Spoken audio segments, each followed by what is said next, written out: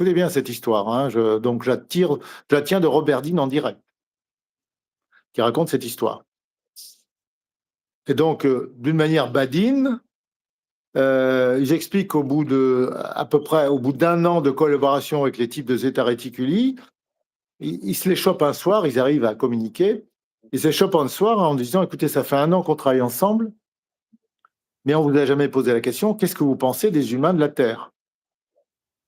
T'imagines, à la sortie du boulot, tu as travaillé bon, sur tout un tas de sujets et tout ça, et là tu sors, tu dis, bon, en fait, on n'a jamais vraiment parlé. Mhm. Et donc là, il y a deux types de Zeta Reticuli. Il y en a un qui commence à répondre à la question, qui dit, vous êtes une bande de sauvages, dangereux, complètement faux. Première réponse. Il y a l'autre qui se pointe en disant, en plus, sentez mauvais. Ça, voilà, c'est une histoire que je tiens de Robert Dean en direct. Vous imaginez, bon, ces mecs-là, ils ont envie enfin, les types de Zeta Reticuli, ils ont dit ce qu'ils pensaient. Vous voyez?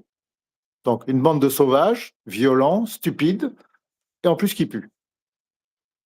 D'accord. Ça, il faut bien comprendre que pour beaucoup d'espèces avancées, c'est assez unanime comme analyse, il faut bien le comprendre.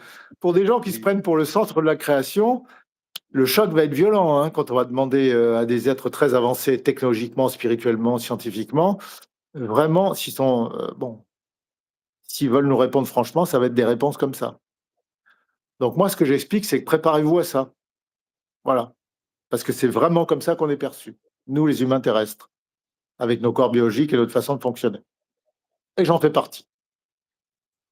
Parce Alors, que regardez bien, je ne suis pas un reptilien. Hein.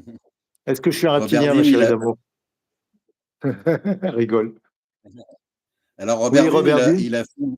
il a fait un document, le plan de défense galactique, c'est ça, hein, le plan de défense galactique. Est-ce que tu as déjà Je entendu ne parler de sais ça? pas, Non. mais on va trouver des. Alors, je ne sais pas si ça a été effacé du net, mais on va trouver des trucs sur lui parce qu'il avait été interviewé par le projet, comment ça s'appelait, le projet Camelot, je crois, avec Kerry Cassidy et le type au chapeau. Moi, Oui, j'avais c'est croisé ça. Kerry Cassidy en Espagne. C'était une journaliste qui enquêtait sur tous ces trucs-là, mais qui était très très punchy, une petite nana, vraiment très très punchy, qui a pas mal bousculé Stephen Greer aussi. C'est du genre voilà, boule de nerfs, Kerry Cassidy. Mais Steven Greer, est-ce qu'il vient faire des CE5 encore en France? Non, c'est rare qu'il vient ici en Non, il France, a hein, fait je qu'une pense. seule fois. C'est pas compliqué. Il a fait qu'une seule fois et un seul soir, et j'étais avec lui. Enfin, j'étais avec quelques dizaines de personnes, dont 2 ou 3 ou 4 Français, pas plus. Voilà. Ouais, Et ça à s'est ce passé, moment-là, je crois, c'est ça à s'est ce passé en moment-là que tu as 2011, je crois. le fameux monsieur là, qui est venu vous voir plusieurs fois. Là. Oui, Mhm. ouais, ouais. Donc, à ma connaissance, il a fait qu'une fois. Enfin, je crois qu'il a fait qu'une seule fois. Mais je pense qu'il continue à faire des protocoles CE5. Pour moi, enfin aux États-Unis ou ailleurs. Pour moi, l'intérêt d'avoir participé à ça, c'était de rencontrer des gens qui, bon, si on se lance là-dedans, si on participe à un protocole CE5, c'est qu'on a de l'intérêt, voire de l'expérience directe de la chose. Donc, c'était plutôt de rencontrer des gens. J'attendais pas des trucs spectaculaires, il y a eu des choses. Mais pour moi, c'était de rencontrer des gens qui étaient vraiment dont le cœur de la préoccupation, c'était ça. Qui étaient prêts à dépenser de l'argent pour peut-être aller un peu plus loin. Donc, j'y suis allé Et pour toi, ça. Marc, C'était en 2000. Oui. t'envisages de faire un CE5 par la suite Non, ça m'emmerde ce genre de truc. Excuse-moi, hein. Ah ouais, non, mais bon. J'ai pas Ouais, envie de faire ça. d'accord. Pourquoi faire?